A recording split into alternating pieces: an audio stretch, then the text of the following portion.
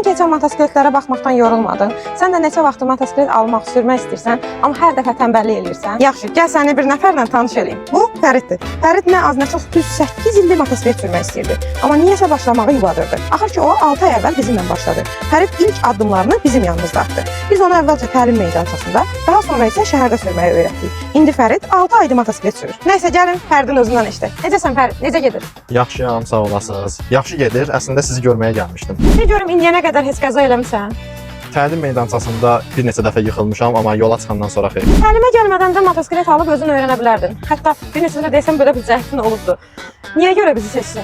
Açığı sizi tanımamışdan qabaq dostumun motosikleti ilə öyrənməyə çalışmışdım. Sadəcə motosiklet aşmışdı deyə təlim qiymətinə bərabər xərcim çıxmışdı. Motosiklet alıb təlimsiz öyrənsəydim, həm motosikletimə zərər dəyəcəkdi, həm geyimimə, həm mənim özümə də zərər dəyə bilərdi.